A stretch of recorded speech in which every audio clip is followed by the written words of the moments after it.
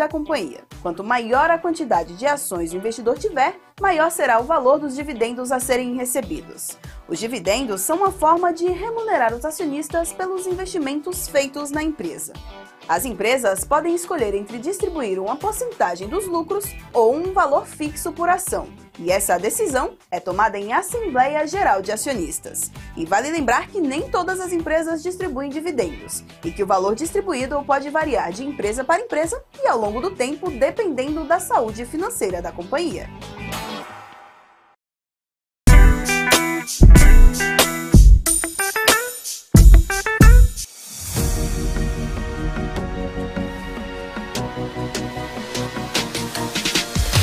BMC News, informação que gera valor.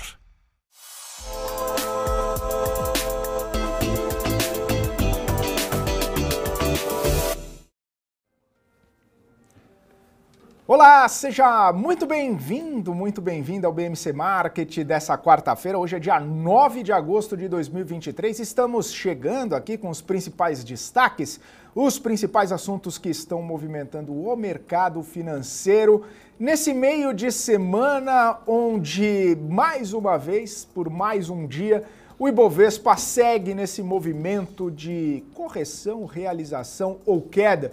Escolha o nome e fique feliz. Mas é isso aí, o Ibovespa caindo 0,77% agora aos 118.169.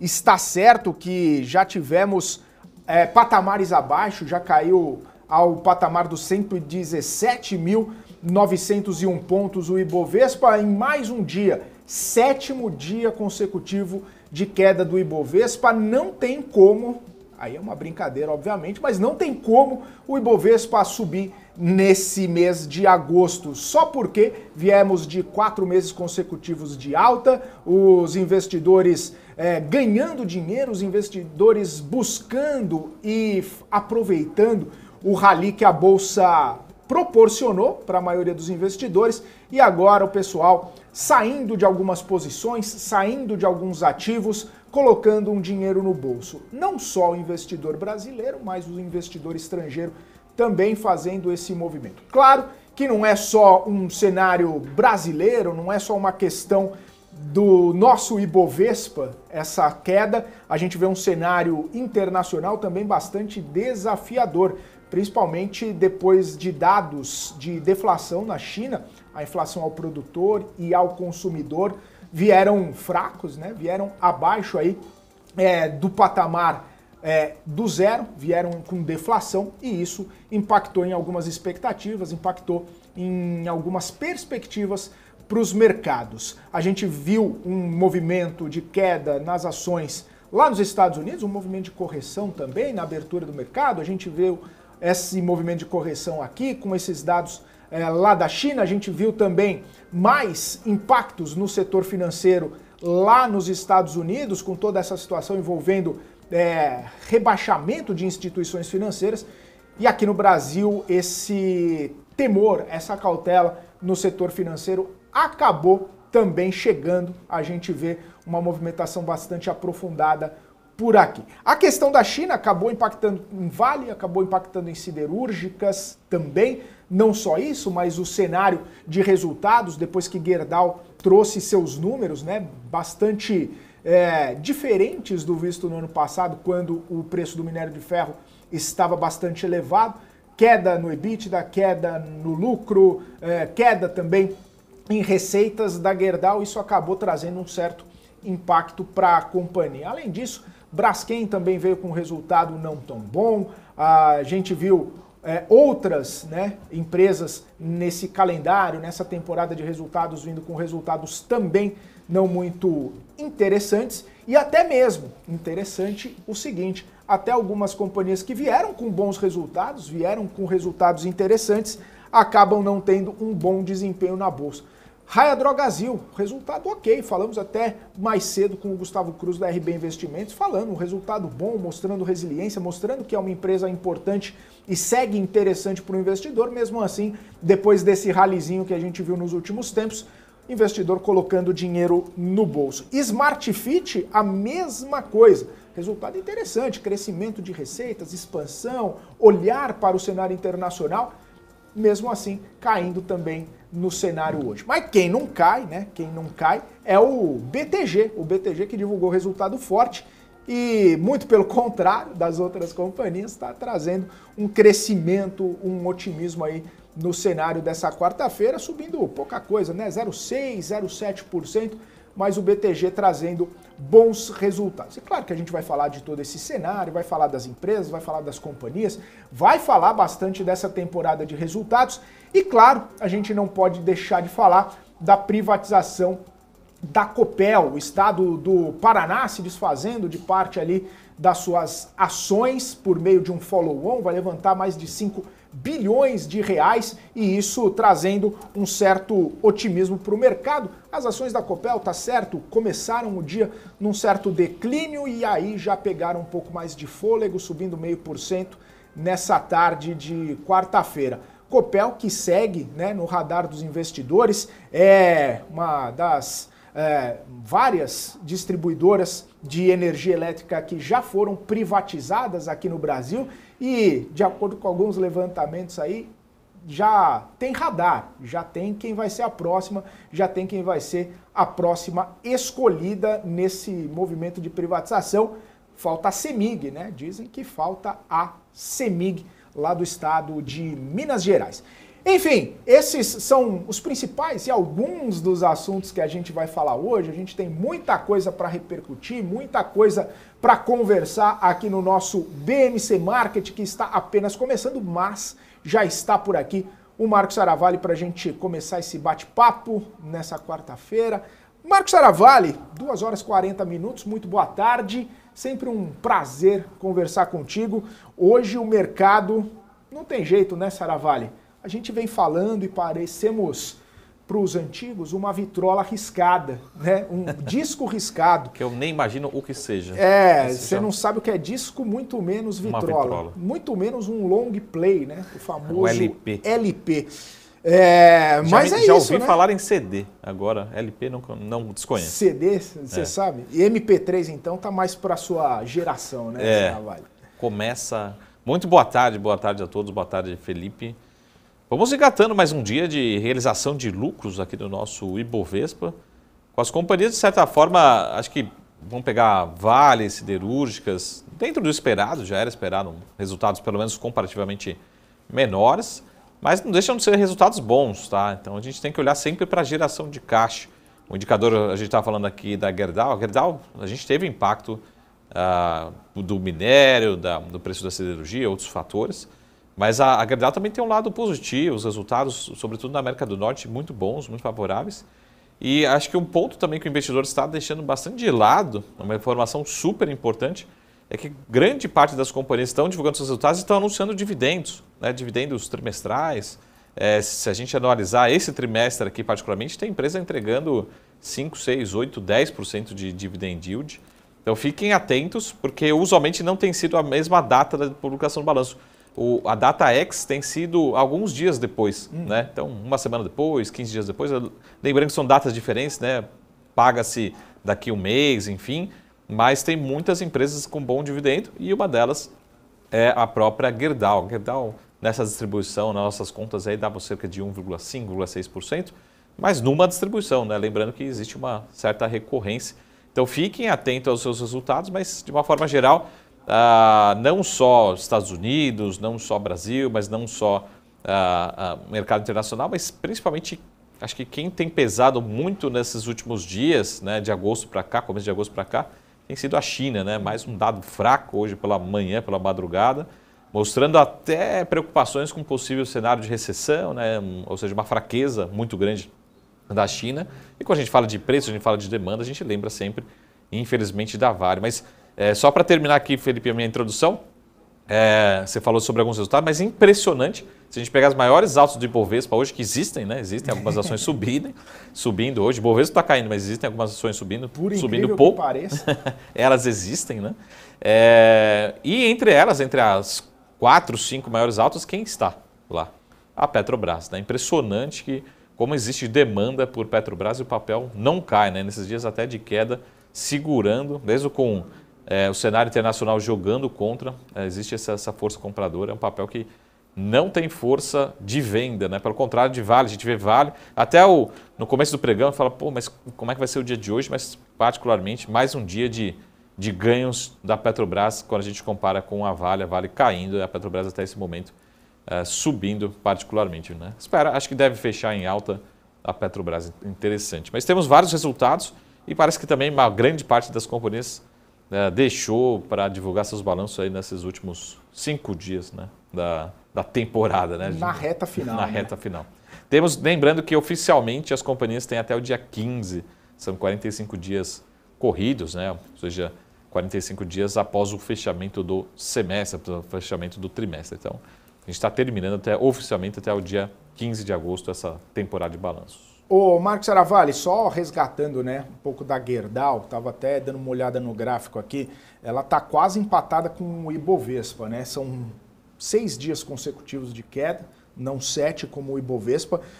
No primeiro pregão de agosto, a Gerdau conseguiu ali sustentar uma ligeira alta, né?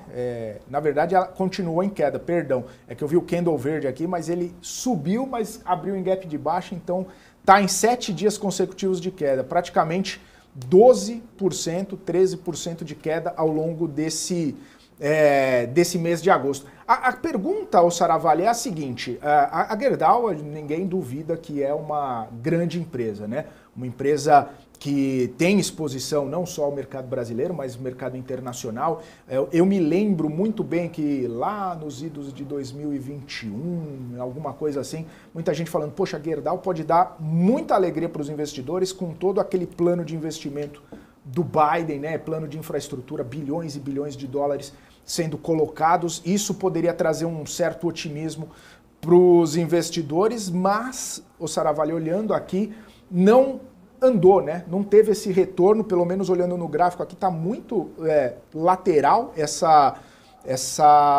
esse desempenho da Gerdau, perto de várias outras empresas, né? Tem uma alta, mais ou menos, dependendo de onde você pega, mas do low ali de 21 até agora tem 40% de alta. Mas mesmo assim não andou tudo que se achava que andaria. Uhum. Olhando para um futuro, né? Porque a gente sempre fala, não vou perpetuar esse cenário ruim de agora, as coisas mudam, os países crescem, né? Tem estímulo na China, de repente tem um outro pacote do Biden, enfim. Ninguém duvida que a Gerdau é uma baita empresa, mas no momento está com algumas dificuldades, está com algumas cautelas ali, pontos sensíveis que precisam ficar no radar. Mas olhando para frente, como você muito bem falou, com essa possibilidade de uma recorrência de pagamento de dividendos, com um crescimento, de repente, econômico lá na frente, isso pode virar um trigger bom aí para Gerdau, mas para o longo prazo? A Gerdau, a gente sempre tem que lembrar o que é Gerdau, né? Gerdau é uma siderúrgica, mas a gente sempre tem, talvez bem diferente da Uzi Minas e bem diferente da CSN, né? Da Siderúrgica Nacional. É uma das, talvez comparando as três, é uma companhia que ela tem uma exposição muito maior no mercado internacional, né? Lógico que todas elas são exportadoras aqui do Brasil, atuam em vários mercados, mas sendo super simplista e a forma onde tem maior peso a sua receita, e depois eu vou falar o segundo ponto que acho que é super importante. Mas a receita da Gerdau, ela fica mais ou menos sempre dividida entre Brasil e América Latina. Lógico que tem aços especiais, ali alguns segmentos, mas vamos ser super radical aqui, tá? Isolar 2 mercados, a Brasil, a América Latina e a América do Norte, sobretudo os Estados Unidos, muito relevante, tá? E algumas operações também sendo afetadas ali no Canadá. E aí eu falo para você, Felipe, primeiro, lógico que o que a gente está acompanhando aqui é muito a questão do minério de ferro, de preços de aço, que acaba sendo ditado principalmente pela economia chinesa. Mas vamos olhar para a Gerdau, né, Felipe? Então aí vou pedir para você escolher. É a mesma notícia, mas você pode ler do lado do copo meio vazio, a mesma notícia você pode ler do copo meio cheio, né? Então, a mesma notícia. Primeiro, tem muito investidor que gosta de Gerdau por essa diversificação, né, por ter atuação em 2 mercados. Mas, ao mesmo tempo, você acaba perdendo um pouco da alavancagem operacional. Então, quando a gente tem ralis de alta no Brasil, usualmente, pelo menos deveria acontecer, e acontece, já aconteceu em outros ciclos, a gente vê a CSN, Uzi Minas, né, performando muito melhor, e a Gerdau não necessariamente. Por que, Marco, acontece isso? por conta justamente dessa diversificação, né? Então, assim, é muito difícil o Brasil estar indo bem e os Estados Unidos estar também na mesma linha, na mesma velocidade, né? Então, a gente sempre vê esse descasamento. O que está acontecendo agora? Pelo menos nesse trimestre, as operações americanas, as operações do América do Norte, da Gerdau, foram muito bem. Então, se fosse uma empresa 100% americana, simplesmente focada na América do Norte, para mim ela já estaria num patamar muito maior do que está em bolsa. Só que aí a gente olha para o Brasil e fala, pô, no Brasil parece que as coisas não estão indo tão bem, pelo menos em rentabilidade. A gente mede não pela receita, mas pela geração de caixa, né? Pela contribuição no EBITDA. Então, essa informação também era verdade oposta alguns anos atrás, né? A gente tinha dúvida, pô, Marco, como é que está o mercado americano? O mercado americano está muito ruim, margens muito apertadas, e esse ciclo ele vai meio que se contrapondo. Então é um lado muito bom para você investidor de longo prazo, que você tem, de certa forma, sempre um mercado compensando o outro ao longo do tempo, né? Então, no curto prazo, quem está indo super bem, rentabilidade muito boa, geração de caixa muito boa, é os Estados Unidos, né? A operação da América do Norte. Quando a gente olha aqui para o Brasil, já tivemos tempos melhores. Então, essa é a preocupação, tá? O que acho que é a leitura que faz as ações caírem hoje, particularmente, é que a gente teve queda, como o Felipe falou, de minério de ferro, de margens, né? De receita, particularmente, mas a companhia, né, já gerou muito mais caixa, quando a gente diz em relação a CAPEX, esse EBITDA menos esse CAPEX, em trimestres anteriores, no primeiro trimestre de 2023, em outros períodos anteriores. Então ela continua bem, né, continua gerando caixa, tem possibilidade de distribuir dividendos, vai distribuir dividendos, mas já teve anos melhores, né, já teve momentos melhores aí na sua história recente. Tá? Então, o lado bom da notícia, o lado ruim da notícia é a mesma, né? A companhia ela é diversificada geograficamente em moedas,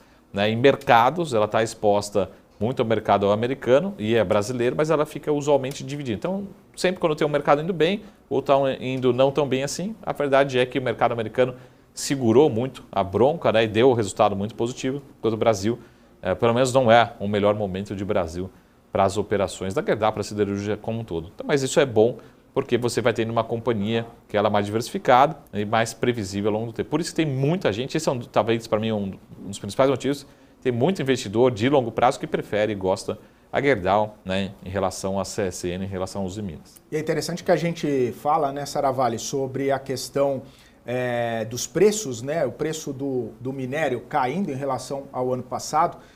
Nessa comparação, os custos da empresa aumentam e mesmo com uma leve alta também nos volumes, né? Você vende mais, mas o custo acaba pesando, acaba não tendo uma tradução em maior rentabilidade, maior lucro. Então, equilibrar essas coisas também acaba sendo um desafio para a companhia, né? O grande recado da siderurgia, imagina assim, acho que todo mundo já viu, já conheceu, já, enfim, procurou através de filmes uma siderúrgica, né? Você tem um custo fixo, né, gigante. Imagina para você manter o forno da sua casa, né, multiplicado por algumas vezes, ligado 24 horas. Você tem um custo muito grande.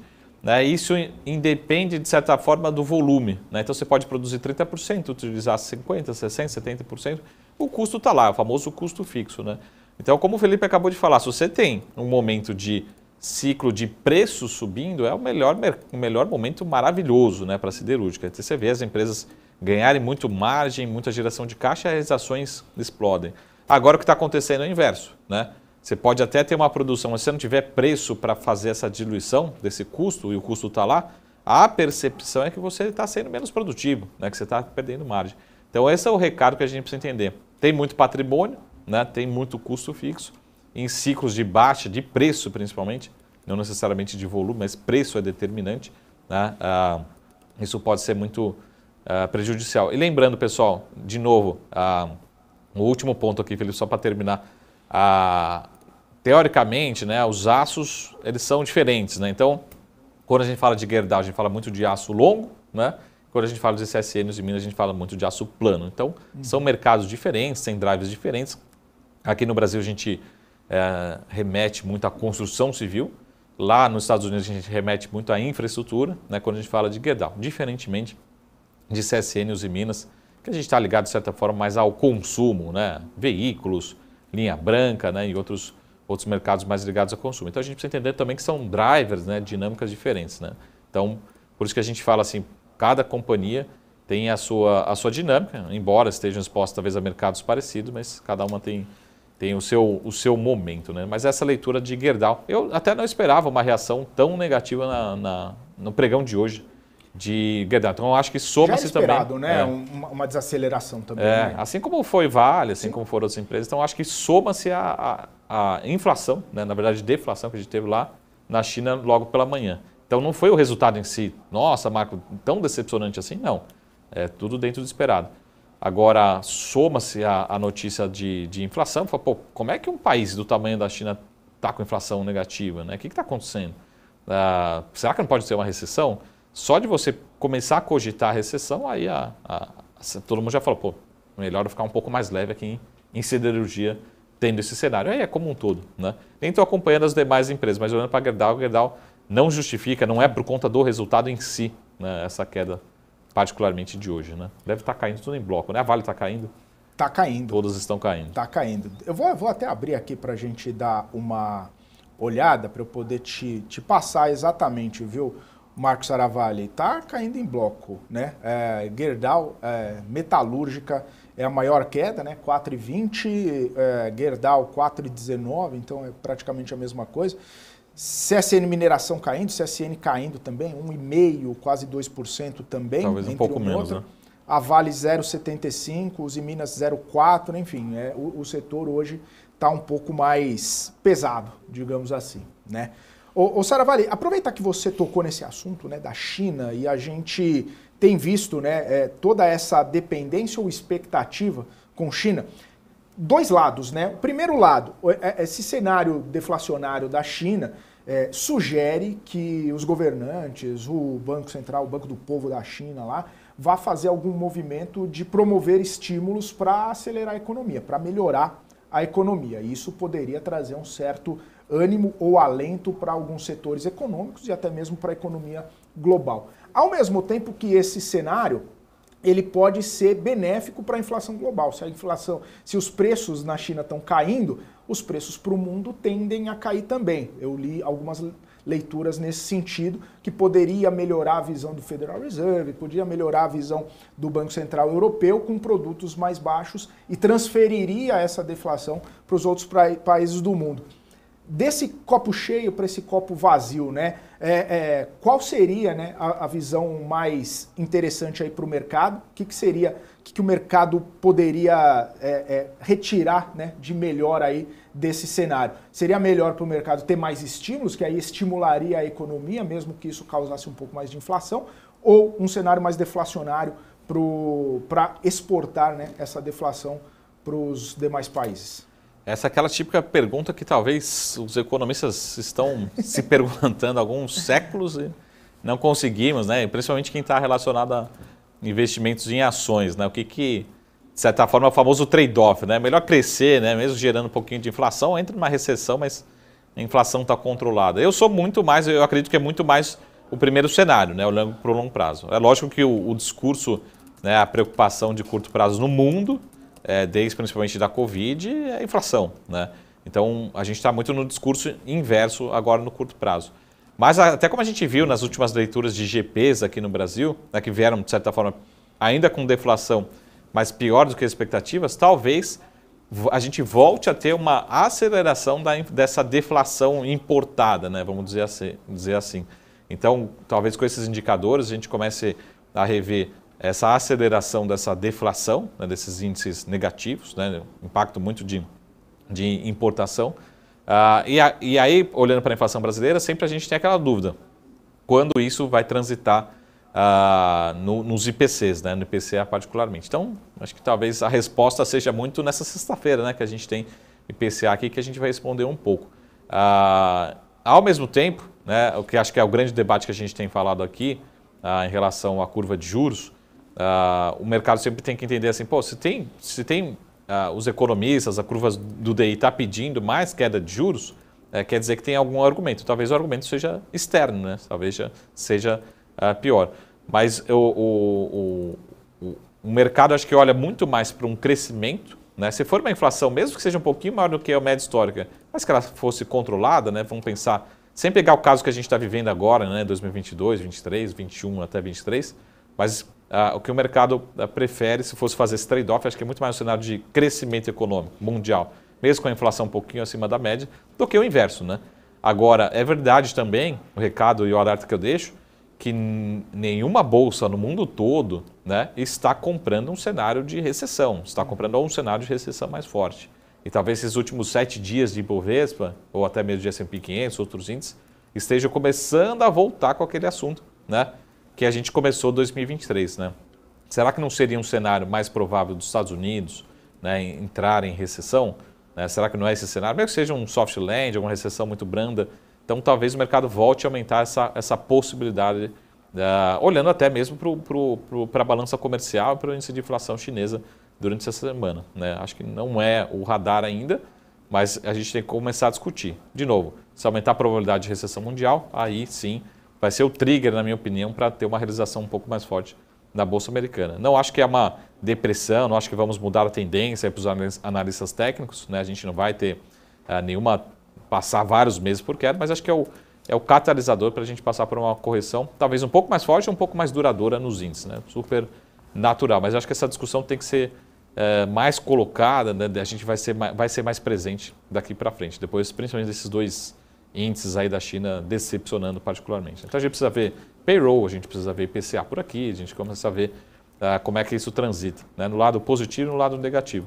Mas eu ainda sou muito defensor, né? Se for fazer um trade-off, né? Eu gostaria de ver os países, a economia mundial crescendo, mesmo que num patamar de inflação um pouco maior do que a média histórica. Né? Maravilha, Saravalli. E como a exemplo, né, de todos os bancos centrais, você também está muito data dependem, né? Você também está esperando ver os dados aí para tomar decisões ou pelo menos para avaliar os cenários. Ô Saravalli, eu quero aproveitar que você citou, né, a Bolsa Americana, só para trazer uma notícia interessante aqui e, claro, já repercutir nesse finalzinho de bloco. A Disney está entrando no setor de apostas esportivas. Não sei se você viu essa informação, Saravalli. Vinculado aí à ESPN, a empresa, a Disney, está se vinculando à empresa de cassino e jogos online Penn Entertainment, num acordo aí de 2 bilhões de dólares. A gente tem visto, né, Saravalli, uma enxurrada de sites de apostas esportivas, não só no Brasil, mas no mundo inteiro, assim como várias casas desse tipo fazendo patrocínio de campeonatos, de empresas, de clubes, enfim, uma série de patrocínios, e agora a Disney entrando nesse nicho, entrando nessa seara também, hein, Saravalli? Quem diria, né? A Disney, que é streaming, é entretenimento e tudo mais, agora entrando, pondo um pezinho aí nessa história de apostas esportivas também. Primeiro, eu acho que é impressionante esse mercado, né? Como é um mercado que nasceu e cresceu muito rápido, que eu acho que todas as empresas estão olhando com carinho o potencial de todo esse mercado, né? Então, quando sinaliza, né, grandes empresas começando a entrar nesse mercado, né, e tivemos outras empresas também anunciando, mas a Disney, né, através de até algumas empresas aí do grupo, lembrando que quando a gente fala de Disney são talvez dezenas de marcas ali, né? A gente não é só a marca Disney. Então, entrando ali no mercado esportivo. Então, não é a Disney de fato, não tem essa preocupação. Agora, a gente carece realmente de novas alternativas, né? Para geração de receita, para geração de caixa. O que está parecendo é que, teoricamente, tá? Eu estou sendo bem radical aqui, parece que o capital empregado é relativamente pequeno, ou, né, que o retorno para esse tipo de investimento, né, não para o investidor, mas para as companhias que estão nesse mercado, é muito alto. Né? Porque você não vai fazer entrar num novo mercado, né, que você conhece pouco, ou que você tem um risco muito alto, mas a princípio o retorno para as companhias, né, para os operadores, tende a ser muito alto. Então até seria interessante, né, como a Disney é uma companhia de capital aberto, ela mostrar, né, a gente vai acompanhar aqui, até com todos os nossos analistas, com o pessoal que passa por aqui, para entender se a companhia apresenta alguma expectativa de retorno sobre esse capital empregado. Tá? Então, por exemplo, ela está colocando 2 bilhões de reais, tá? Mas quanto que ela vai gerar de caixa por trimestre, por ano nesse mercado? Seria interessante, né? Porque é um mercado, na minha opinião, que a gente ainda tem, pelo menos aqui no Brasil, poucas informações, né, de quanto realmente pode ser um mercado em relação a esse tipo de investimento. Então, essa acho que é a minha curiosidade, né? Mas muito interessante, mostrando que, a princípio, tem muito potencial ainda para crescer esse mercado aí, sobretudo de apostas esportivas, né? Você aposta, Marcos Saravalli, que vai dar certo? Eu aposto que vai dar certo. Não sei se na direção correta. Vai dar certo na direção correta. É isso aí, Marcos Saravalli. A gente agora vai para um rápido intervalo. Daqui a pouquinho a gente está de volta. Daqui a pouquinho a gente continua repercutindo o resultado de empresa, a movimentação do Ibovespa. Continue aqui com a gente. O BMC Market vai para um rápido intervalo. Daqui a pouquinho a gente está de volta. É rapidinho.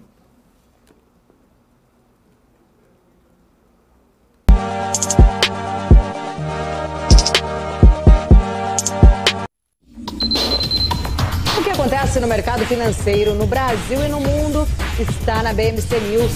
São 24 horas de programação para ajudar o investidor na melhor tomada de decisão.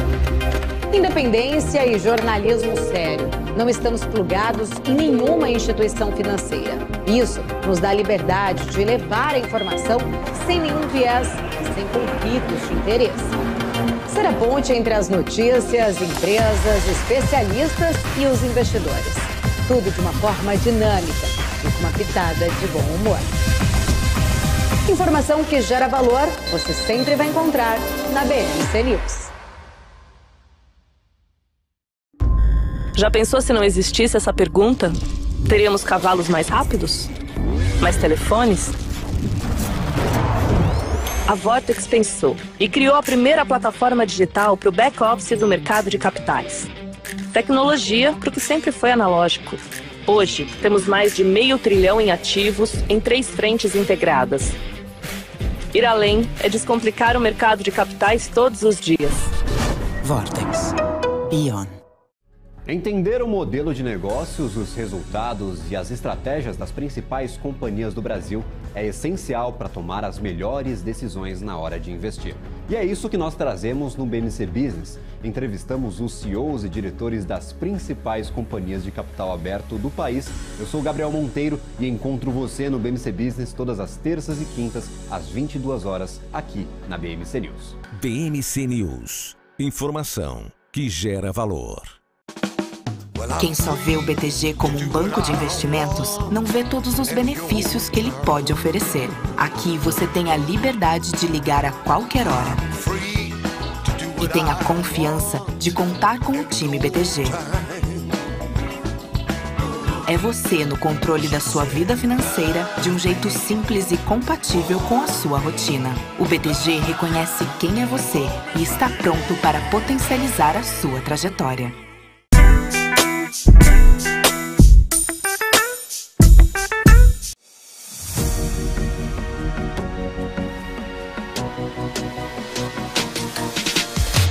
BMC News. Informação que gera valor. Muito bem, estamos de volta aqui na programação BMC Market ao vivo, 3 horas e 7 minutos. Estava dando uma olhada no Ibovespa aqui, segue nesse movimento de queda, caindo 0,72%, mas continua sustentando 118 mil pontos, mesmo depois de tocar ali 117.900, voltamos ao patamar dos 118 mil pontos. É um patamar aí mais lateralizado, né, do Ibovespa, que segue aí toda essa movimentação de queda, 7 pregões consecutivos. Para a gente repercutir um pouco, né, sobre esse cenário, sobre temporada de resultados também, quero chamar aqui o convidado de hoje, o Rodrigo Glatt, sócio da GTI, sempre gentilmente nos atende, batendo esse papo aqui com a gente. Glatt, seja muito bem-vindo, prazer falar contigo novamente. Boa tarde a todos, sempre um prazer estar aqui à disposição de vocês. Muito bom. Ô Glatt, eu quero começar falando contigo, né, a respeito dessa temporada de resultados. Estava até batendo um papo com o Saravalli mais cedo, que está acelerando bastante agora, muitas empresas, nessa semana muito extensa de resultados das companhias. Eu queria saber suas impressões, né, porque a gente tem uma temporada onde tá difícil até a gente ver alguém surpreendendo positivamente, né? Não sei se está muito conservador, né? As análises, as expectativas do mercado e se as empresas também não estão entregando. Queria entender um pouco a sua visão, entender um pouco de como você está vendo essa temporada de resultados e essas consequências, né? Divulga resultado, as empresas mesmo com resultado interessante acabam não tendo um otimismo muito grande do mercado. É o mês, é a situação, é o cenário, enfim. Como que você está vendo essa temporada e esses resultados que saíram recentemente? Legal. Eu acho que os resultados em si, eles têm vindo mais ou menos em linha com o que se espera, assim, não vi nenhuma grande distorção, assim, a não ser, por exemplo, o caso ontem de Centauro, que acho que isso frustrou bastante, enfim. O resto acho que veio, assim, basicamente em linha. Eu acho que, na verdade, acho que houve uma antecipação do movimento de queda de juros no Brasil, né? E aí isso aí tirou, acho que um pouco o risco que tinha e aí a bolsa saiu, né, do patamar de 110, 115, chegou lá, acho que 122, 123 mil. E aí acho que quando veio, né, o anúncio, né, da queda de 50 pontos aí na semana passada, né, dos juros, e que o Banco Central deve manter esse ritmo até o final do ano, né? Acho que ficou relativamente claro, né, o que vai acontecer aí nos próximos meses, né? Então acho que ficou mais definido, né? E acho que por outro lado, lá nos Estados Unidos também, né, a bolsa fez praticamente highs aí do ano, né? Principalmente S&P lá na casa do 4.500, né? E aí acho que a gente teve uma série de notícias aí, acho que uma preocupação maior lá fora com o possível aquecimento muito grande, né, da economia ainda, né, o emprego muito forte, enfim, né. E aí a bolsa acho que acabou aí realizando também, né, os últimos dias, e acho que a gente está indo um pouco nessa esteira dessa realização lá fora, né. Então eu veria dessa forma, eu não vejo grandes distorções, né, de resultado em relação ao que se esperava, né. Talvez alguns resultados um pouco abaixo, mas não muitos, mas acho que mais é uma realização normal aí depois de 3 meses de alta na bolsa, enfim, né, e acho que lá fora também numa tendência boa de alta aí nos últimos meses também. O Glatt, até a gente estava falando aqui sobre siderúrgicas e Gerdau particularmente. Não sei se você acompanha nos detalhes, mas a Gerdau acho que é um dos destaques de queda hoje no setor particularmente, né? Você acha que foi tão ruim assim o resultado, né? A leitura que eu li parece que foi meio dentro do esperado, mas por que a aceitação foi tão negativa, né, após os resultados? Também acho que foi em linha, né? A gente estava olhando lá os dados do consenso de mercado, estão bem próximos do que veio, né? Eu acho que, na verdade, acho que pode ser uma sinalização de uma desaceleração um pouco mais gradual aí do mercado mais para frente, uma demanda um pouco mais fraca. Acho que talvez isso tenha motivado aí uma venda maior, enfim. Também houve um anúncio aí de que ela vai fazer um investimento aí que é, de certa forma, relevante na produção de minério, né? Que, no meu entender, parece bom, né? Na verdade, assim, como o mercado está meio de lado no aço, em tese, no minério, ela consegue ter, provavelmente, retorno maior até do que se alocasse capital em investimento adicional de produção de aço, né? Então, acho que, agora, todo o CAPEX, de fato, pode ser questionado, né? Ainda mais ela é uma empresa que tem uma situação de caixa confortável, eventualmente poderia até aumentar o payout de distribuição ou em dividendos ou em recompra de ações, né? Enfim, acho que pode ter sido um pouco essa leitura mais negativa nesse sentido. Ô Glatt, hoje teve um dado importante, né, que foi vendas no varejo, né, um dado que veio um pouco melhor até do que o esperado, mesmo estando estável, né, em relação à leitura anterior, mas parece que veio um pouco melhor aí do que o esperado.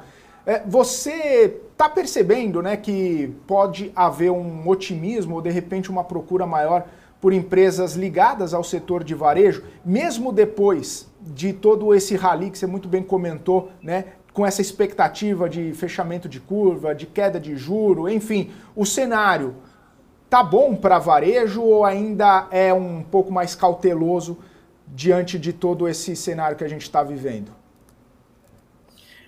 Eu diria para você que ele vai gradualmente melhorar, né? Dado que a gente vai ter uma expectativa de queda de juros aí para frente, né? Então, acho que assim, olhando uma perspectiva mais longa, eu acho que sim. Agora, no curto prazo, assim, a gente tem que lembrar que também a gente ainda tem os efeitos, né, do processo inteiro de aumento de juros, né? Que a gente sempre fala, né? Que quando você tem um processo, a economia tem um lag, né, para realmente precificar todo aquele aumento de juros, né? Então a gente ainda pode estar aí fazendo o pico, né, de juros, né, na economia real, vamos dizer assim, né? E isso aí está refletido basicamente nos resultados que estão sendo apresentados, né, hoje, e que refletem o segundo trimestre, né, e o final do primeiro semestre, vamos dizer assim, né? Então se você olhar para trás, na verdade, você deve estar vendo provavelmente os resultados, né, piores, né? E olhando um pouco para frente, a gente vê uma melhora gradual. Então, eu vejo dessa forma, né, o cenário do consumo e do varejo, né? Acho que vai gradualmente melhorar, mas assim a precificação das ações ainda continua muito pressionada, vamos dizer assim, nesse sentido, né? Como as pessoas não, acho que estão, uma parte do mercado está com mais receio aí de inadimplência, de alavancagem das empresas e não está querendo, acho que, comprar esse call de que vai haver uma melhora gradual mais para frente. O Glatt, a gente está vendo hoje, particularmente, as ações de bancos caírem, tirando, acho que BTG, alguns casos isolados. E até nos últimos dias, né, os bancos estão, de certa forma, passando por uma realização. Lógico que tem um efeito mercado, mas tem algum racional? Até eu escutei assim, mas tem uma preocupação internacional de alguns bancos internacionais e tem toda a questão sobre JCP, né, dos bancos. Talvez sejam um dos setores mais afetados com esse possível cenário. Tem algum argumento ou você acha que é uma realização natural, né, no setor, tendo também já uma parte já sendo precificada, como você falou, assim, dessa melhora, enfim, dos resultados? Eu acho que é isso mesmo, uma realização natural. Acho que você vê, o resultado do Itaú acho que foi até um pouco ligeiramente acima do esperado, né? O Bradesco já foi abaixo do esperado, enfim. Mas acho que foi uma realização normal, a gente vê aí, e acho que talvez um pouco de mais cautela dos bancos dando guidance um pouco melhor aí de crescimento de carteira também, enfim, acho que sendo mais conservadores aí, acho que também pode ter pego um pouco, né? Mas, de fato, esse resultado do BTG aí com o ROI de 23 também parece ser bastante elevado, né? Acho que provavelmente um dos maiores que ele já rodou, enfim. Então, acho que é muito caso a caso também, né? A disparidade aí dos resultados tem sido um pouco maior, mas, de certa forma, eu acredito que esse guidance mais baixo aí de crescimento pode ser alguma das motivações que estão levando aí as ações a performar um pouco pior aí hoje também. Ô Glatt, tem aquela expectativa, né, pelo menos vi em alguns lugares, que o programa Desenrola poderia trazer uma perspectiva boa para as instituições financeiras, né? Os bancos poderiam colher bons frutos aí com esse programa e, enfim, eu queria saber sua visão, se isso pode, né, se concretizar, se isso pode trazer benefícios, não necessariamente nesse curto prazo, né, mas ao longo, né, a partir do momento que as pessoas começam a fazer essas renegociações, a partir do momento que elas passam a não estar mais inadimplentes, o crédito movimentar um pouco mais, aí de repente pegando até essa situação da construção, né, que pode ter mais apetite aí, né, por financiamentos, enfim, o cenário para bancos, mesmo com todo essa cautela aqui no curto prazo que você citou, tende a ser, né, um pouco mais interessante por alguns fatores que estão sendo colocados? Eu acho que sim. Eu acho que toda diminuição de juros você tem então, em tese, uma perspectiva de retomada do crédito, né? Mas, como eu disse anteriormente, de fato, assim, deveria haver uma retomada, mas os guidelines são mais conservadores. Então, acho que os próprios bancos estão mais cautelosos nesse sentido para, acho que, ter um posicionamento mais assertivo mais na frente, né? Eu acho que essa questão do desenrola, ele é uma boa medida, mas acho que precisa haver resultados ainda, né? E acho que também a relevância disso, né, perto do balanço, do tamanho do balanço dos bancos, ela é pequena também, né? Nesse primeiro momento, né? Talvez ele possa tomar uma dimensão maior, acho que mais para frente, né? Acho que o mercado está mais na questão do ver para crer, né? Acho que vamos ver se realmente vai ser uma medida que vai ter uma boa aceitação e que vai trazer mais resultados mais positivos mais para frente, vamos dizer assim. Muito bom. O Gladys, só para manter o assunto, mas mudar de assunto ou vice-versa. Mas você está falando um pouquinho, hoje a gente está vendo o desempenho até do BTG, um banco que entregou resultado bom e subiu, né? Porque os demais entregaram. O Itaú entregou resultado bom e caiu, as ações caíram. E aquela pergunta assim, até onde vai o BTG, né? O BTG, como você falou, já está com um ROI de quase 23%, né? Então são duas perguntas. Tem espaço para crescer ainda mais a rentabilidade? E segundo, será que o banco realmente tem sustentabilidade para ficar, enfim, tem possibilidade de sustentar esse patamar de ROI, né? Eu também confesso que eu me surpreendi, acho que realmente parece, a princípio, ser um patamar bastante elevado, né? Mas lembra-se que o BTG é um banco um pouco diferente, né, dos bancos grandões, né? Ele não tem agências, então é um cara que tem uma estrutura mais leve, né? E acho que conforme o setor vai se digitalizando, né, vai ficando cada vez mais digital aí com a penetração, né, não só dele, mas como do Nubank, do Inter, desses novos bancos digitais, a estrutura dele é mais leve, então, na verdade, nessa migração para a digitalização, a gente vê esses bancos digitais tendo resultados melhores para frente, né? E acho que isso está um pouco refletido também no ganho de share, né, que a gente tem visto, por exemplo, do Nubank na área de cartões, enfim, e da perda de share dos grandes, né, do Bradesco, do Santander. Então, acho que o mercado, né, do setor financeiro como um todo, ele está mudando, né, numa velocidade um pouco maior aí de modelo de negócio, né, em termos de modelo de negócio, e que a gente pode estar, de fato, migrando aí para ROIs maiores para quem tem estrutura um pouco mais leve, né? Que é o caso do BTG e dos bancos digitais. Muito bom. Então, eu já emendo aqui, Gladys, com a famosa pergunta que é daqui a pouquinho, né, Felipe? Resultados do Banco do Brasil, né? Sai hoje, né? Hoje à noite que sai o Banco do Brasil. O que a gente pode esperar? Já que sempre tem aquela dúvida, né? O Banco do Brasil pode ser que... Vamos deixar bem aberto aqui, né? Pode ser que tenha alguma ingerência, enfim. Mas pelo menos o primeiro trimestre se manteve na trajetória. Como é que você espera? E também será que em algum momento a gente pode ver o Banco do Brasil voltando? Não, de certa forma, o ROI que a gente já viu lá no passado muito mais baixo do que seus pares. Mas, de certa forma, algum impacto em termos de rentabilidade. Porque, a princípio, primeiro trimestre, tudo mais constante está inabalável, né? E números muito bons, né, no Banco do Brasil. Eu acho que ele deve manter a tendência de ROI dos últimos trimestres, vamos dizer assim, perto lá da casa de 20 também. Não acho que vai haver uma grande surpresa. Mas eu concordo com você, acho que fica sempre aquela questão, né, se realmente vai haver algum tipo de ingerência, né, e que vai ser de forma mais incisiva daqui para frente, né. Por enquanto, a gente não viu em nenhum dos bancos estatais, a gente não nem na Caixa, nem no banco do BNDES, né, a gente também não vê nenhum tipo de ingerência no sentido a ponto, né, de afetar os resultados dos bancos, né?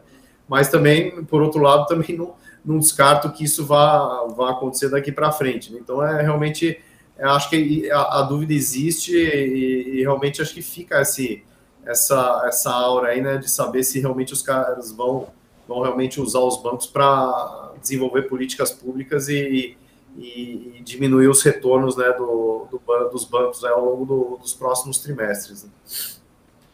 Boa. Ô Glatt, eu queria chegar num assunto aqui, né, tocar num assunto que tem movimentado bastante, né, o cenário de discussão, que é a questão da Petrobras, questão de combustíveis, questão de defasagem dos combustíveis e alguns investimentos, né? A gente vê até que Petrobras poderia fazer algum tipo de investimentos lá em Abreu e Lima novamente, enfim.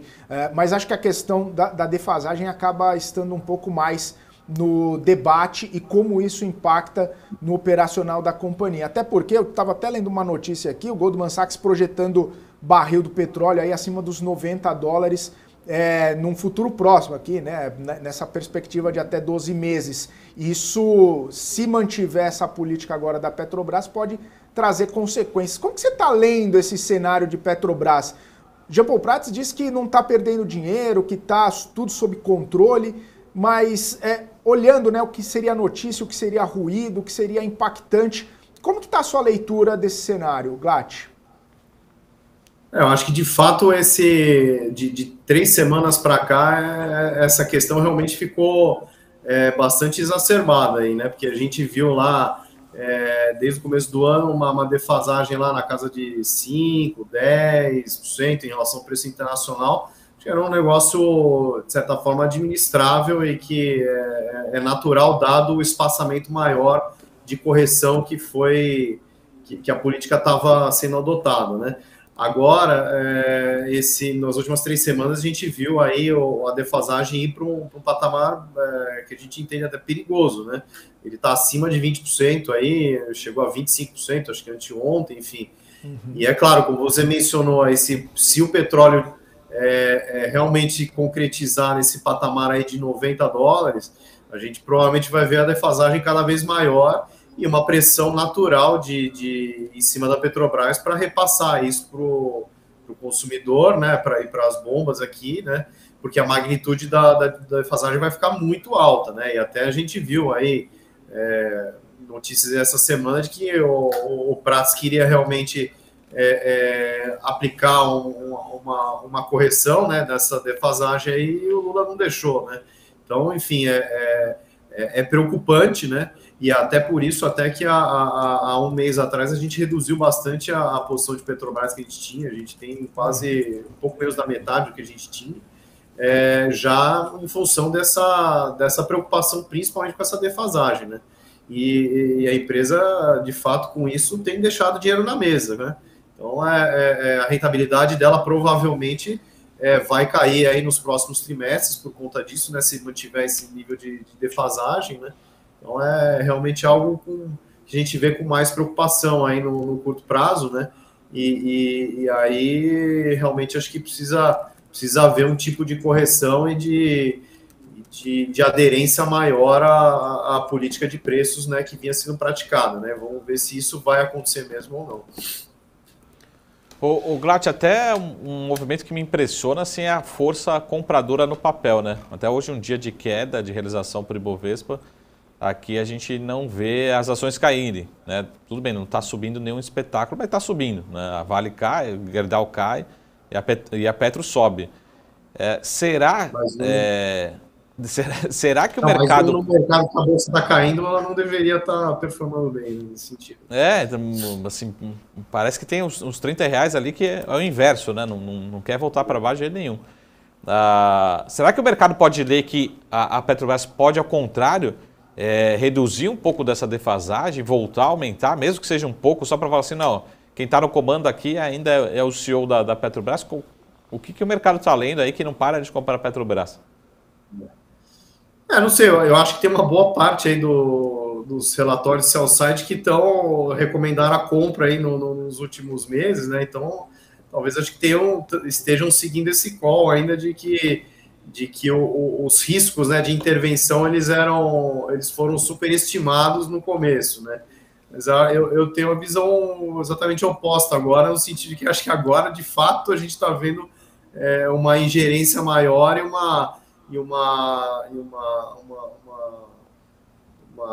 um intervencionismo maior aí, né, mantendo essa defasagem um pouco maior, né? Então, enfim, a gente tem um pouco mais de receio aí com relação ao que vai acontecer nos próximos meses, né? Óbvio, se a empresa continua muito barata, né, ela vai continuar gerando bastante caixa, mas menos do que a gente projetava, né? A gente vê múltiplos aí um pouco mais esticados aí nesse curto prazo. Agora, de fato, é estranho, né? É um movimento que realmente também chama atenção, também acho que não tem nenhuma motivação específica para ela estar tendo uma performance aí melhor aí em relação às outras ações que você mencionou aí também. Maravilha, Glatt, quero agradecer sua participação, obrigado mais uma vez por estar aqui conosco no BMC Market. Um abraço, volte sempre, um abraço para você e para todo o time aí da GTI. Obrigado mais uma vez pela oportunidade, sempre que vocês precisarem a gente está aqui à disposição. Um abração, tchau. Valeu, é isso aí. Rodrigo Glatt, sócio da GTI aqui com a gente. A gente estava falando de Petrobras, né? Estava até dando uma olhada aqui, subindo 1,06%, agora R$ 30,54. É interessante quem está comprando, né, Petrobras ao longo dessa quarta-feira. E o UBS é o que mais compra a Petrobras, né? Quase 1.400.000 de volume. Leve está comprando também e Tulet, né? Tulé também, dependendo da sua corrente filosófica. Quem está vendendo é XP. XP é que mais vende Petrobras nesse momento, se desfazendo aí de quase 4,7 milhões de papéis aqui ao longo dessa... E aprofundou, né? Aprofundando venda ali desde do meio da manhã, né? Desde o finalzinho da manhã, para falar bem a verdade, até agora, né? Lá para o meio-dia, já caindo, né? Já vendendo muito. E o UBS é constante, né? Um voo constante de alta aqui para os papéis da Petrobras. Esse é o Petri 4, né? Vou até dar uma olhada em Petri 3 aqui, como é que tá esse desempenho ao longo do tempo, né? Para saber quem é que está comprando, quem é que está vendendo. Assim que o meu arquivo abrir aqui, o meu profit da Anelógica, quem está comprando muito? O famoso Merrill Lynch, né? Bank of America comprando e o UBS comprando bastante também. E na ponta vendedora, mais uma vez de Petri 3, é a XP, né? E quem vende o segundo maior vendedor, né? 1/3 do volume da XP é o Bradesco, vendendo cerca de 570.000 papéis. Esse é o cenário para a Petrobras. Que Petri 3 subindo até um pouquinho mais, né? Tava 1,06 Petri 4, Petri 3 1,10 mais ou menos, um pouquinho menos aí, um pouquinho menos Petri 4, mas praticamente em linha ali os dois papéis de Petrobras. Bom, 3h31. Você que está nos acompanhando, muito obrigado. Obrigado pela companhia, obrigado pela audiência. Você continua com a gente porque o BMC Market vai para um rápido intervalo. Na volta a gente vai continuar conversando um pouco a respeito dos resultados das companhias que foram divulgados nos últimos tempos. Continue com a gente volta já já.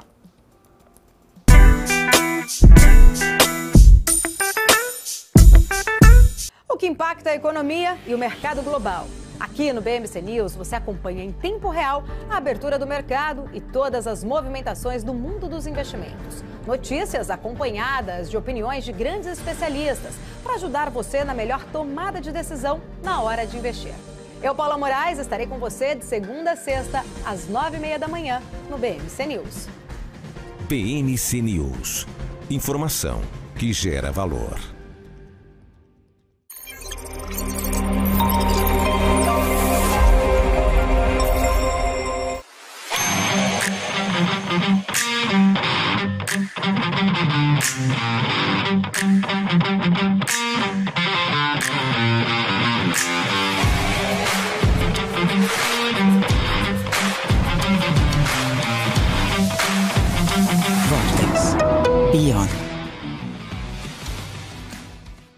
Ao completar 16 anos, você já pode ajudar a salvar vidas. Procure um dos postos da ProSangue e seja um doador de sangue. Não deixe para depois o que você pode fazer agora. Convide seus amigos. Vamos ser os doadores do amanhã. A minha vida foi e é marcada por grandes histórias. Sonhos, objetivos, conquistas. Me chamam de narrador de emoções. Mas, na verdade, eu narro escolhas. Escolhas que mudaram vidas, inclusive a minha. Por isso, eu escolhi a EQI Investimentos. O parceiro que me orienta na hora de investir e que me dá autonomia para conquistar meus objetivos. EQI Investimentos. Invista em suas escolhas. COI, você sabe o que eles são? Esse é o tema do BMC Explica de hoje.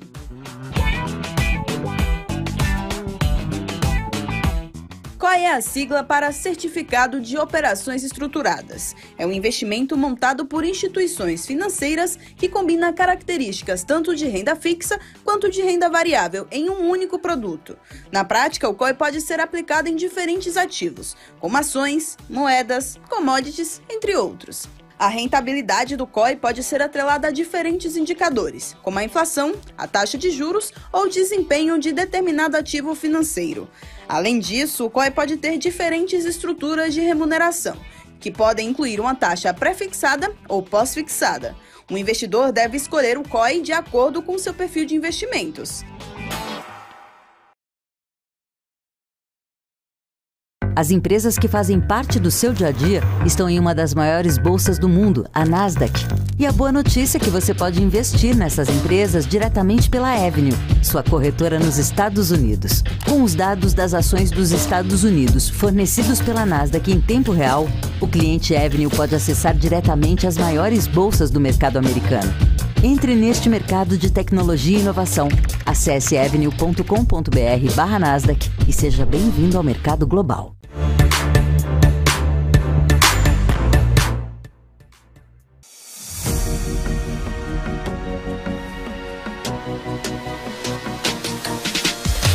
BMC News, informação que gera valor. Muito bem, estamos de volta aqui na programação BMC Market ao vivo, 3 horas 35 minutos. Tem um estudo muito interessante da XP, feito a respeito de ciclos de cortes de juros, dos últimos ciclos de cortes de juros. Desde 2003, o Banco Central fez 6 ciclos de flexibilização monetária, e aí no estudo mostra que foram 7, se for considerado aí um ajuste fino feito lá no ano de 2004. E de longe o ritmo preferido é corte de 50 bips por reunião, mas, e aí seguido de 25 bips e depois 75 bips e 1 bip e 100 bips. E alguns ciclos, né, tiveram aceleração de cortes. Em 2003, o Banco Central começou o ciclo com 50, depois foi 150, enfim, faz uma longa trajetória aí de todos esses ciclos de afrouxamento monetário, mostrando que em todos os ciclos teve um corte de 75 basis point. E aí, Marcos Saravalli, a minha pergunta para você é a seguinte: se vale de alguma coisa essa estatística ou esse estudo pretérito, ou como alguns dizem aí, dados históricos, né? O Banco Central sempre acelerou para cortes de 75 bips. Será que dessa vez vai ser diferente? Inclusive, essa é a grande questão colocada ali pelo estudo da XP. Será que a gente vai ser diferente dessa vez? Dessa vez vai ser diferente, Marcos Saravalli? Não teremos nenhum corte de 75 bips? Exato. Ata e comunicado dizem que não. Vamos manter isso aí, 50 bips. Mas o mercado pede 75. E aí, Saravalli, dessa vez vai ser diferente? Muito interessante esse estudo aí feito pelo time de economia, de research lá da XP, da corretora XP, mostrando, analisando o histórico, né? Quando a gente fala histórico, necessariamente vai acontecer no futuro? Não. Mas a história também, até, por exemplo, análise gráfica, enfim, estatística, às vezes quer dizer muita coisa, né? O comportamento, enfim, o que acontece no Brasil, particularmente em ciclos de queda. Então, justamente isso, ele está falando, ó, nos últimos 6 ciclos de queda que a gente teve, né, de redução do aperto monetário, do afrouxamento, em algum momento o Banco Central acelerou para 0,75. Então, o que eu estou querendo dizer? Se for pegar, não é unânime, talvez seja a minoria hoje, né? Agosto de 2023 seja a minoria, talvez tenha alguns poucos economistas falando do 0,75 em algum momento. Talvez aconteça um 0,75 nesse ano de 23, mais provável algum em 24, acelerando. Né? Então, quem não está falando em 11,75 ou 11,5 em 2023, em algum momento tem que ter o 75 no meio da conta. Eu procuro entender o seguinte, lembrando que são vários catalisadores para o Banco Central tomar sua decisão de política monetária, mas se a gente tiver cada vez mais argumentos, né, como a própria XP já está com a inflação projetada para esse ano de 2023 dentro da meta, né, longe do centro da meta, mas dentro da meta, passou de 4,8 para 4,7, né, a última projeção da XP, então a gente passou para dentro da meta. Se tivermos, na minha opinião, Boletim Focus, né, mais opiniões, virar um consenso que a inflação nesse ano vai ficar dentro da meta, eu acho que o mercado vai começar a comprar talvez alguma chance de 0,75 e o Banco Central vai começar a discutir. Vai ser na próxima reunião, nas próximas duas? Provavelmente não. Mas talvez, de novo, se tivermos com essa projeção dentro da meta, caminhando para 4,7 ou 4,6, né, que é otimista por enquanto, mas algumas casas já dizendo que é possível, talvez nós estejamos discutindo lá na última reunião, né, essa possibilidade de 0,75. É o cenário base? Não. Não é o cenário que está no preço? Não. É o cenário que eu, Saravalli, espero hoje? Não. Né? Mas acho que esse estudo aqui da XP mostra que no histórico do Banco Central, lembrando que o histórico do Banco Central foram governos diferentes, presidentes diferentes, né?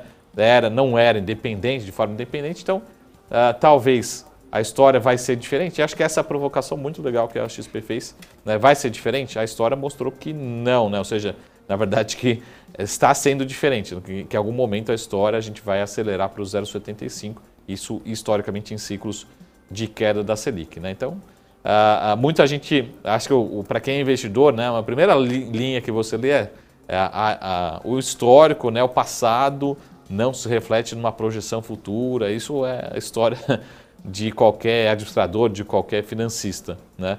Mas ela está dizendo só o seguinte, vamos dar uma olhada nesses últimos ciclos, foram 6 ciclos, né, 7 num ajuste, né, fino ali que aconteceu num determinado período, e a história mostra que em algum momento o Banco Central pode começar a discutir um 0,75. Tá? Então, na minha opinião, se começarmos a ver a inflação dentro da meta, inflação corrente, tá? Não estou falando da desancoragem das projeções, né? Ninguém fala que a projeção de 25, 26 por enquanto vai estar próxima ou será de 3%. Estou falando da inflação corrente, que para mim tem um peso muito grande na política monetária, na decisão de política monetária, né? E o Banco Central vem, né, questionando muito isso. Tem a desancoragem, mas também tem a inflação corrente. Por isso que a gente falou muito aqui de inflação chinesa, a gente vai falar sobre IGP, vamos falar sobre PCA essa semana ainda, né, sexta-feira, mas quanto mais tivermos novos indicadores benignos da inflação, né, mais a gente pode ter revisão para baixo. Eu acho que é aí começar a discutir esse ponto 75. Né? Não é a discussão atual, né, mas mostrando que o passado, naturalmente, passamos por isso em algum momento. Né? Então, esse é o resumo. Muito legal essa retrospectiva aí dos ciclos de queda. Muito bom, Saravalli. Mas tem uma pequena questão que a gente estava comentando, inclusive, com o Glatt. Se Petrobras sobe combustível, né? Mesmo que minimamente para tentar reduzir essa defasagem, isso impacta a inflação.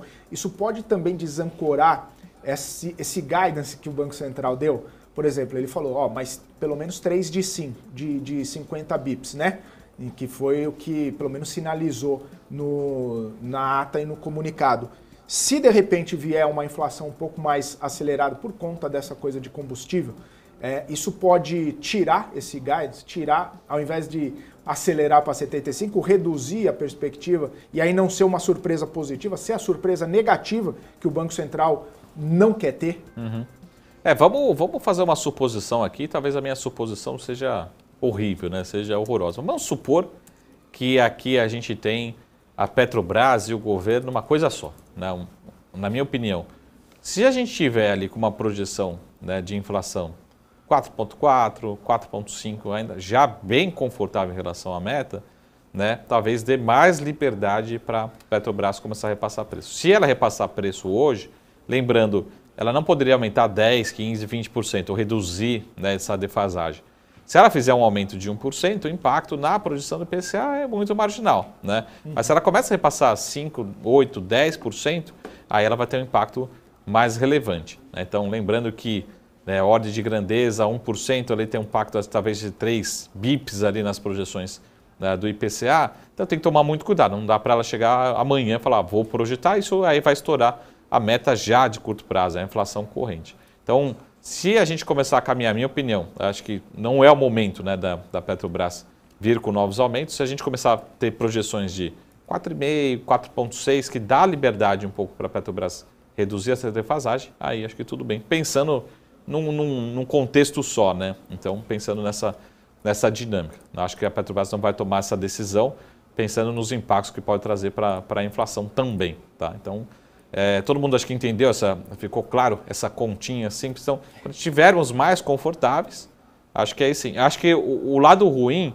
é que se a Petrobras em algum momento vier a aumentar, aí vai ficar aquela dúvida, pô, mas a defasagem, né, continua grande, aumentou só 5%, ainda faltam 20%, 30%, e o mercado vai começar a estressar a inflação. O recado pode ser ruim para expectativas, para a ancoragem da inflação. Então, acho que tem que ter um conforto muito grande em todos os indicadores para a Petrobras começar a sinalizar talvez algum aumento, né? Tem esse conforto na inflação, Petrobras sobe o combustível, né? Tira um pouco da defasagem, aí aumenta um pouco da expectativa da inflação, fica mais ou menos equilibrado, e aí o Banco Central ganha também um fôlegozinho aí para acelerar o 0,75 também, né, Sarah? Aí vem tudo no mesmo balaio, tudo na mesma reunião, né? Tudo na mesma semana para a gente ter bastante coisa para comentar também, né? Com certeza. E claro, já pegar a gravação de hoje e falar, olha, Saravalli falou, Saravalli avisou. Não é verdade? Já dizia... Ou não. Então, mas é um cenário possível. Ele está distante ainda. Está distante porque tanto a inflação corrente como a inflação, as projeções de inflação, elas não estão 100% ancoradas, né? A gente não tem um consenso ainda que o Banco Central vai entregar dentro da meta, mas já começam a aparecer projeções. Então, a gente precisa mais meses muito benignos, muito saudáveis da inflação, para a gente ter essa possibilidade do 0,75, ter a possibilidade também da Petrobras, por outro lado, talvez diminuir essa defasagem, né? Mas tudo mais constante, vejo talvez a probabilidade muito próxima de zero de ter qualquer redução dessa defasagem por parte da Petrobras, sabendo também dos seus impactos sociais, sua responsabilidade, seu impacto também nas projeções de inflação. Acho que o assunto não passa por nenhuma discussão da diretoria nesse atual momento, né? Então, também não adianta nada a Petrobras vir e falar assim, a partir de amanhã vamos ter aumento de 1%, né? Daí fala, pô, mas você quis dizer o quê, né, com esse 1%? O que está querendo dizer? Então, a Petrobras teria que diminuir essa defasagem, mas traria um impacto muito ruim para a expectativa de inflação. Então, não acho que é o momento dessa discussão. Teríamos que ter uma inflação muito melhor para ter algum anúncio, né, para ter mais liberdade para a Petrobras ter esse repasse, né, essa diminuição da defasagem. Boa. Ô Saravalli, porque a gente estava falando com o Glatt lá e ele falou sobre esse movimento de antecipação da queda de juros e tudo mais, esse rally que a Bolsa viveu nesses últimos tempos, e diz que tem espaço ainda, né? Justamente porque está no começo só do ciclo de corte, mas a gente não vê um movimento tão enfático assim dos ativos, né, sensíveis ao juro, fazendo um movimento que a gente estava esperando, na verdade, que era de mais elevação, né? Você percebe isso mais para frente, bem mais para frente, já mais para o fim do ano, depois que passar essa temporada de resultado, possivelmente quando vier o terceiro trimestre, que aí a gente vai ter uma noção exata de como isso acabou impactando nas empresas? Ou você acha que antes disso a gente já vai conseguir ver algum movimento nessas companhias? Principalmente esses setores mais sensíveis. Bom, primeiro, como o Glatt falou, parece que desde a reunião do Copom, todo mundo falando, precisa comprar esse setor, né? E esse setor, as ações só caíram, né, desde então. Então, tudo ao contrário. E muita gente falando, pô, mas Marco, não deveria estar subindo. Sempre quando a gente fala, a Bolsa, ela antecipa, isso acontece talvez desde abril em algumas ações, Mas ela não antecipa muito, a Bolsa ela não está antecipando desde... Porque todo mundo já esperava que a Selic ia cair em algum momento, né? Ninguém ia falar que o Brasil ia sobreviver por muito tempo com Selic e taxa de juros de 14%, 13,75%. Então, já era esperado, talvez desde 22, dependendo das eleições, que em algum momento fosse cair. Agora, o mercado também não ele precifica antes, mas também não precifica muito antes. A gente está vendo esse movimento mais forte em algumas ações, desde abril, podemos dizer assim, mas maio, junho e julho, né, meses muito bons para a Bolsa, para alguns ativos mais ligados a juros especificamente. Agora eu concordo com você, Felipe, talvez a próxima pernada, né, de alta dessas ações, construção civil, educação, né, fora a temporada de balanço, seja a próxima temporada de balanço do terceiro trimestre, que aí sim a gente vai começar a ver esse resultado principalmente financeiro, né, reduzir o custo de dívida, né, talvez a gente já tenha um impacto mais relevante, mais expressivo nas despesas financeiras, a gente começa a ver o lucro aumentar ou sobrar mais ali na margem líquida no resultado final das companhias. Então, talvez o terceiro trimestre seja um grande catalisador para alguns papéis. Ou aqueles que não subiram tanto, ou que estão atrasados, terceiro trimestre. Segundo trimestre a gente não estamos percebendo isso. Pelo contrário, né, tem algumas empresas ainda entregando prejuízo. Né? Por isso, por incrível que pareça, ainda tem empresa ali no negativo, né?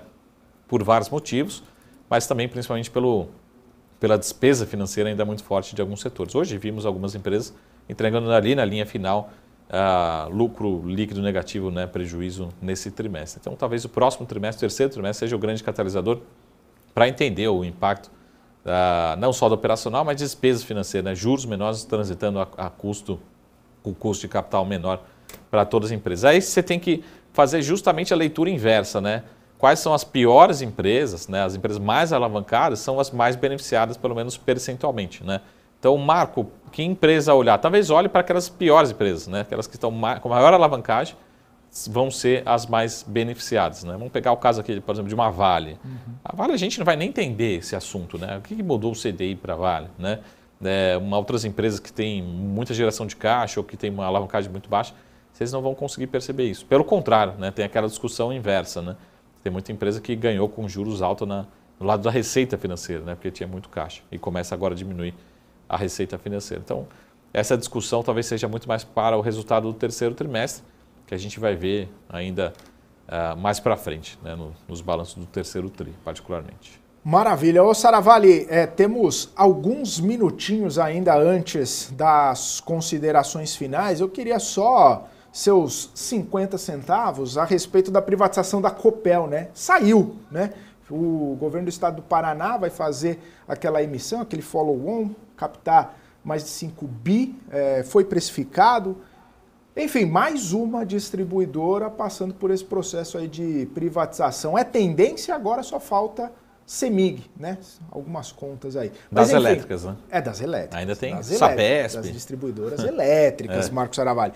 Mas e aí, né? Seus 2 dedinhos de prosa a respeito de Copel, bom movimento, né? Cada caso é um caso, né? E cada caso tem as suas particularidades, suas eficiências, suas ineficiências e seus pontos positivos, né?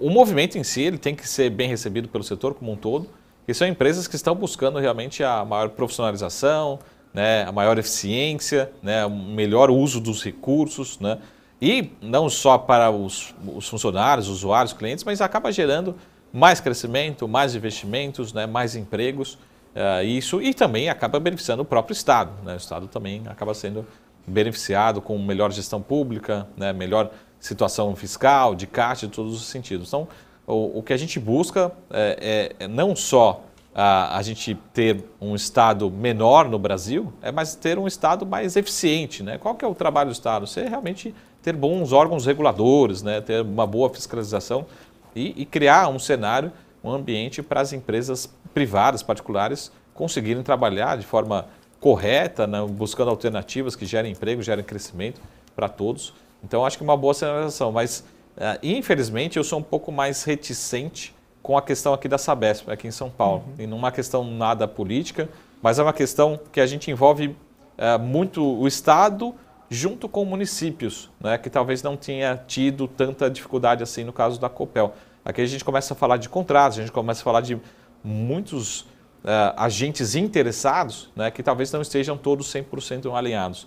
Então, Sabesp ainda tem bastante espaço, é um assunto que já vem e volta, bastante gente animada, mas eu sou um pouco mais reticente com algumas privatizações, né, em relação a esses ativos. Mas a gente tem visto, por outro lado, um sucesso muito grande, né, de algumas execuções. E, de novo, pessoal, não quer dizer também que privatizou, que necessariamente vai ser um sucesso na prestação do serviço. Infelizmente, temos alguns casos de insucesso, por isso que é importante ter um órgão regulador que faça fiscalização, que cobre, execute, né?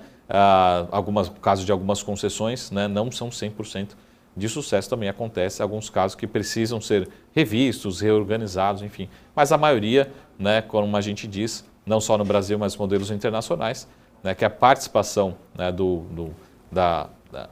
privatizando, né, esses segmentos costumam ser muito bem sucedidos, né? Que venha a CMI, que venham outros ativos, né, mas sempre de uma forma muito bem discutida com todos os agentes envolvidos, né, para que todos sejam beneficiados, né, não só os governos, né, estaduais e municipais, mas também as companhias privadas que vão participar desses ativos futuramente. Tende a ser um bom negócio, né? Agora, claro que, assim como as pesquisas da XP, a gente olha em retrospecto algumas das privatizações que deram bem certo no Brasil, até melhorando o ambiente, melhorando o setor e tudo mais. O serviço, exatamente. E claro, né, vamos aguardar aí os próximos passos. Ô Saravalli, acho que falamos demais aqui e vamos para as considerações finais. Rapidinho, nessa quarta-feira, o que me diz aí para deixar para o pessoal? Bom, resumo, acho que temos bons resultados, mostrando que as companhias estão preparadas, mas como a gente viu aqui, o lado financeiro